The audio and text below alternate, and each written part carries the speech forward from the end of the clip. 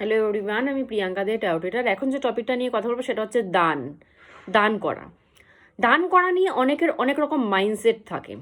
কিছু মানুষ দান এর জন্য করতে যায় নিজের নাম বড় হবে, অনেকে তাকে চিনবে যে আমি দান ধ্যান করি, এটা একটা মাইন্ডসেট। কিছু মানুষ আছে দান এই জন্য করতে যায় যে দান করছি, তার বিনিময়ে যাকে আমি দান করছি তার থেকে আমি আশীর্বাদ পাবো, আমার পুণ্য হবে, সেটা এক রকমের মাইন্ডসেট। আর এক রকমের মাইন্ডসেট আছে যে আমি শুধু সেবা করব, তার বিনিময়ে আমার কিছু লাগবে না, তার বিনিময়ে আমি আমার নামও প্রচার করতে যাচ্ছি না, আমার নাম বড় হোক সেটাও প্রচার করতে যাচ্ছি না, সে আমাকে আশীর্বাদ দেবে আমি সেটাও দিলেও হবে না দিলেও হবে, কিন্তু আমি আমার কর্ম, আমার এই মনের ইচ্ছা হচ্ছে দান করব, আমি অতটুকু দান করে দিয়ে আসবো। এটা এক রকমের মাইন্ডসেট, সেবার মাইন্ডসেট এটা।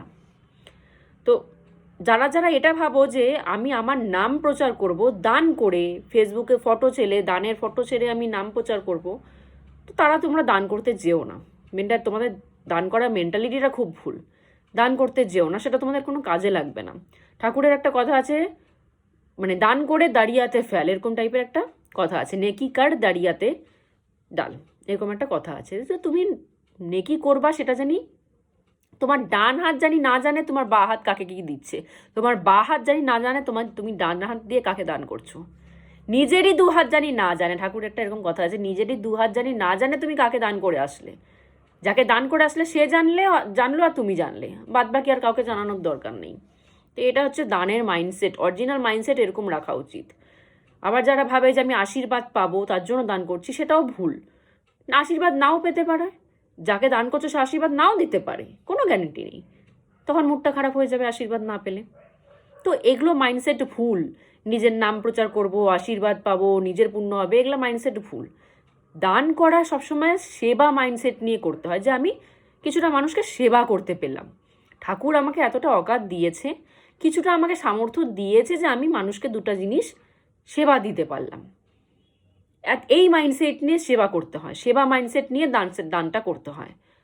আর ঠাকুর বলেছেন যে সেবা যখন করতে যাবে, দান যখন করতে যাবে, নিজের নামটা প্রচার করবে না, যে আমি দান করে আসলাম, আমি সেবা করছি, নিজের নাম প্রচার করতে পারবে না। যখন যদি কেউ তোমার নাম জিজ্ঞাসা করে, তখন তুমি বলবে যে আমি ওই ঠাকুরের মন্দির থেকে এসেছি, বা ওই ঠাকুর আমাকে পাঠিয়েছে, ওই ঠাকুরের সেবক আমি, ঠাকুরের নামটা বলে আসবে যে আমি ওই ঠাকুরের তরফ থেকে এসেছি, নিজের নাম বলবে না, ওই ঠাকুরের নামটা বলে আসবে। মানুষের জানি এটা মনে থাকে, তোমার নামটা ভুলে গেলেও মনে থাকে যে ওই ঠাকুরের মানুষ এসে আমাকে দিয়ে গেছে, এই জিনিসটা জানি মনে থাকে। ঠাকুরের নামটা প্রচার করে, প্রচারই যদি করতে হয় তাহলে ঠাকুরের নামটা প্রচার করে আসো, যে আমি এই ঠাকুরের তরফ থেকে এসেছি, এই ঠাকুর আমাকে পাঠিয়েছে সেবা করতে, সেটা প্রচার করে দিয়ে আসো, ঠাকুরের নামটা প্রচার করে দিয়ে আসো, নিজের নাম না।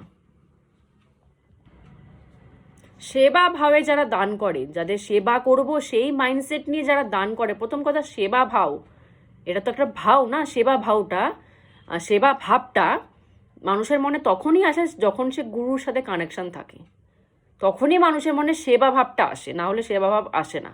তো আমি যখন তার কানেকশানে সেবা ভাবটা আমার মনে জাগৃত হচ্ছে, তাহলে আমি আমার নিজের নামটা কেন প্রচার করতে যাব, আমি তার নামটা প্রচার করে আসবো, যে তার জন্য তো আমার মনে সেবা ভাবটা এসেছে, সে আমার মনে সেবা ভাবটা উৎপন্ন করেছে বলেই আমি গেছি সেবা করতে, তো তার নামটা আমি বলে দিয়ে আসবো, যদি বলতেই হয় তাহলে তার নামটা আমি বলে দিয়ে আসবো, নিজের নাম না।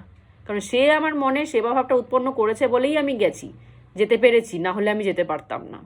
সে আমাকে কিছুটা অর্থ সামর্থ্য দিয়েছে বলেই আমি যেতে পেরেছি, না হলে আমার সেটা যাওয়ারও আমার ক্ষমতা নেই। সুতরাং তার নামটা গিয়ে বলে আসো, নিজের নাম না।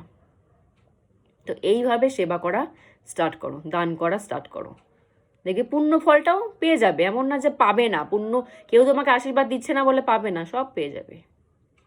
তাহলে আজকের মতো এখানেই স্টপ করছি। জয় গুরু।